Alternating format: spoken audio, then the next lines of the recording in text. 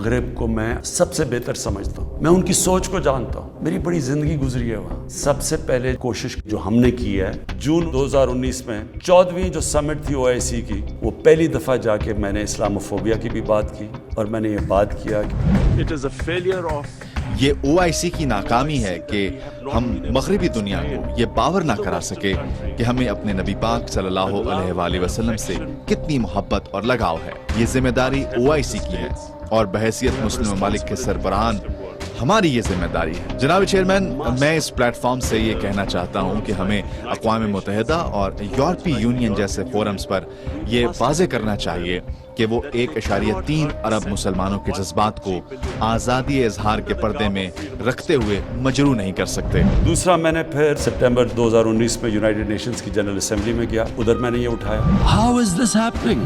How did this Islamophobia start after 9/11? And Islamophobia کا آغاز کیسے ہوا؟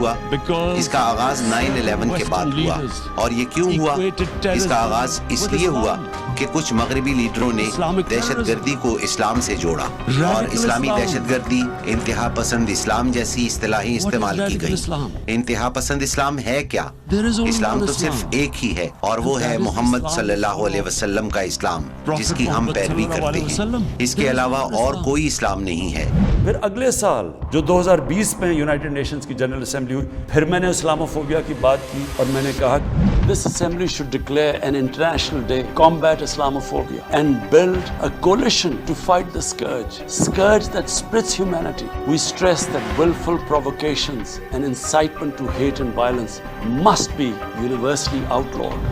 پھر میں نے فیس بک کا جو CEO ہے مارک زکربرگ, میں نے اس کو خط لکھا کہ کیسے فیس بک کو استعمال نہیں کرنا چاہیے اسلاموفوبیا کے لیے. فیس بک کے CEO مارک زکربرگ کو خط میں وزیر اعظم عمران خان نے کہا کہ فیس بک پر اسلام مخالف مواد پر پابندی ہونی چاہیے. اسلاموفوبیا مواد سوشل میڈیا اور فیس بک پر پھیلایا جا رہا ہے.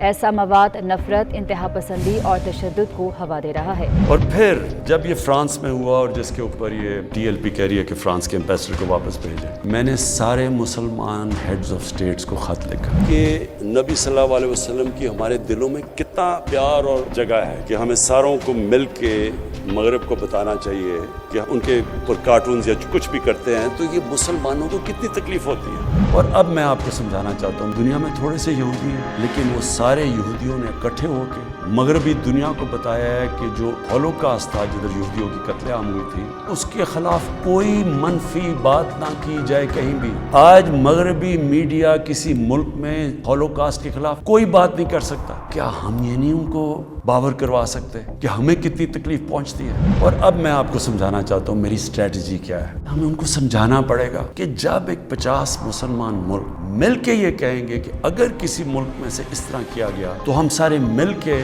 ان کا ٹریڈ بوائکاٹ کریں گے, ان کی ہم چیزیں نہیں خریدیں گے, اس کا اثر ہوگا. اس طرح ہم اپنا جو ہم مقصد ہے اس پہ پہنچ سکتے ہیں. میں آپ کو یقین دلاتا ہوں کہ یہی طریقہ ہے کہ انشاءاللہ ایک دن ان کو سمجھ آ جائے گی اور وہ دن دور نہیں ہے. میں آج آپ سب کے سامنے کہتا ہوں کہ میں ذمہ داری اس کی لیتا ہوں. میں انشاءاللہ اپنی قوم کو مایوس نہیں کروں گا, اپنے مسلمانوں کو مایوس نہیں کروں گا.